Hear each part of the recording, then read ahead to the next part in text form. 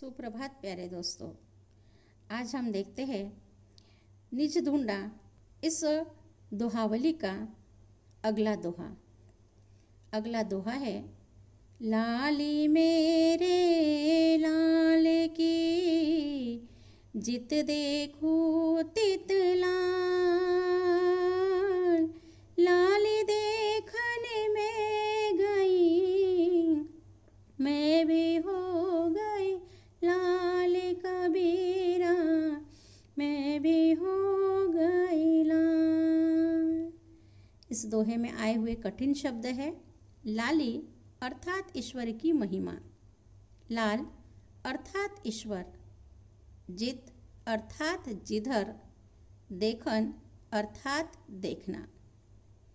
मित्रों, कबीरदास जी अपने ईश्वर की अद्भुत महिमा का जिक्र करते हुए कहते हैं कि यह संपूर्ण संसार मेरे ईश्वर का ही है।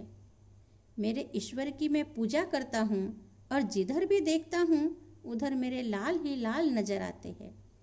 एक छोटे से छोटे कण में भी, एक सूक्ष्म से सूक्ष्म जीवों में भी मेरे प्रभु का वास है। उस जीव को देखने पर मुझे मेरे लाल ही लाल के दर्शन होते हैं और नजर आते हैं। जब मैं मेरे ईश्वर के इस अद्भुत महिमा को देखता हूँ तब मैं भी उसमें घुल मिल जाता हूँ। मित्रों, इस दोहे में कबीरदास जी ने ईश्वर के सर्वव्यापी रूप का वर्णन किया है। उनके अनुसार ईश्वर सर्वत्र समाये हुए हैं, वह हर कण कण में निवास करते हैं। इस दोहावली का अगला दोहा है, कस्तूरी कुंडले बसे मृग ढूंढे बन माही, ऐसे घट में पीव है दुनिया जाने नाही कबीरा, दुनिया जाने नाही।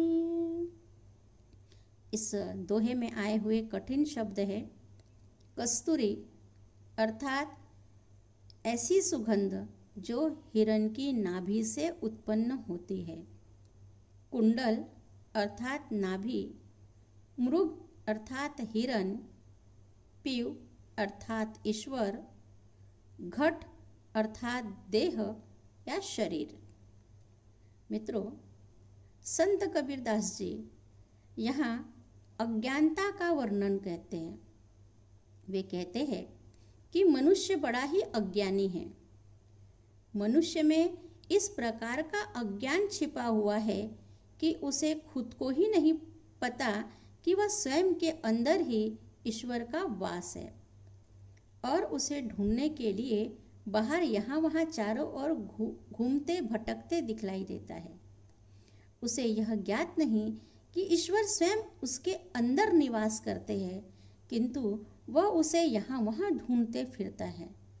कबीरदास जी कहते हैं कि जिस प्रकार एक कस्तूरी की सुगंध जो हिरण की नाभि में वास करती है, परंतु उस हिरण को इस बात का पता ही नहीं होता है और वह उस सुगंध को वन में जगह जगह ढूंढता फिरता है कि यह खुशबू कहाँ से आ रही है। इस खोज में वन वन भटकते भटकते मर जाता है, मगर उस कस्तूरी की सुगंध को नहीं ढूंढ पाता। उसी प्रकार ईश्वर का वास भी प्रत्येक मनुष्य के शरीर में ही है, किंतु वह उसे यहाँ वहाँ ढूंढता फिरता है। कबीरदास जी कहते हैं कि मनुष्य अज्ञानी है और वह अज्ञानवश यहाँ वहाँ ईश्वर को ढूंढता फिरता रहता है। तो चलिए दोस्तों, अब हम चलते हैं इस दोहावली के अगले दोहे की ओर।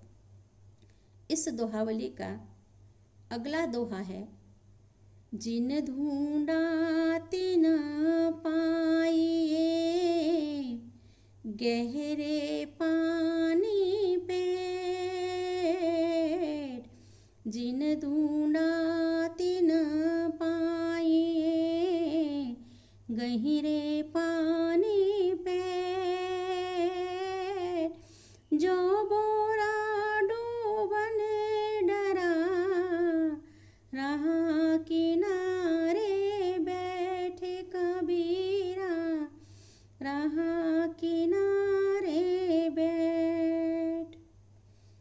इस दोहे में आए हुए कठिन शब्द है जिन अर्थात जिसने, पैठ अर्थात किसी स्थान पर पहुंचने की क्षमता, पौरा पागल या बावला। संत कबीरदास जी इस दोहे में कहते हैं कि मनुष्य के जीवन में साहस का होना बहुत आवश्यक है। यदि कोई मनुष्य अपने जीवन में अनमोल रत्न पाने की इच्छा रखता है तो उसे गोताखोर की तरह गहरे पानी में उतरना ही पड़ेगा, तो ही वह कुछ न कुछ जरूर हाथ लेकर आएगा। लेकिन कुछ पागल लोग ऐसे होते हैं जो डूबने के भय से किनारे पर ही बैठे रह जाते हैं और ऐसे व्यक्ति अपने जीवन में कुछ नहीं कर पाते। यहाँ कबीरदास जी कहना चाहते हैं कि जो मनुष्य प्रयत्न करते हैं वे कुछ न कुछ पा ही लेते हैं। अर्थात कबीरदास जी ने यहाँ मनुष्य को साहसी होने का संदेश दिया है। यदि वह साहस के साथ कठिन से कठिन कार्य भी करने का प्रयास करता है तो उसे सफलता अवश्य हाथ लगती है। यह सुंदर संदेश इस दोहे के माध्यम से कवि ने हमें देने का प्रयास किया है। इस दोहावली का अगला दोहा है, जो तो को कांटा बुवे ताको ताही बो तो फूल, जो तो को कांटा बुवे ताही बो तो फूल, तो ही फूल को फूल है, बाको है त्रिशूल कबीरा, बाको है त्रिशूल। दोस्तों, इस दोहे में आए हुए कठिन शब्द है तोको अर्थात तुम्हारे लिए, बुवे अर्थात बोना, त्रिशूल अर्थात त्रिशूल। संत कबीरदास जी इस दोहे में कहते हैं कि जो तुम्हारी राहों में कांटा बोए तो भी तुम्हें उसके लिए फूल बोने चाहिए। अर्थात कोई तुम्हारा बुरा भी करना चाहे तो भी हमें उसका अच्छा ही सोचना चाहिए। इससे तुम्हारे बोए हुए फूलों से तुम्हारा आंगन महक उठेगा, परंतु उस व्यक्ति को कांटे के बदले में त्रिशूल का कष्ट मिलेगा और उससे उसका जीवन यातनाओं से भर जाएगा।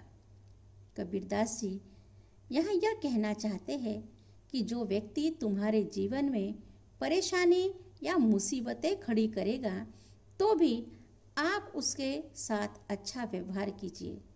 इससे तुम्हारी मन बुद्धि शांत रहेगी और उसने आपके साथ जो भी बुरा किया है उसका फल तो उसे अवश्य भुगतना ही पड़ेगा।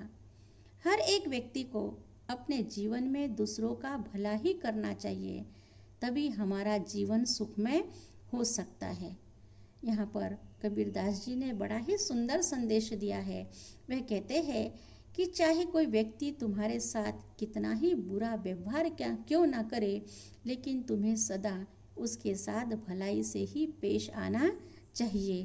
तभी ईश्वर हम पर कृपा करेंगे, वह हम पर प्रसन्न होंगे, क्योंकि वह तो हर जीव की श्वास में बसा हुआ है। अतः हमें हर एक के साथ अच्छा व्यवहार ही करना चाहिए।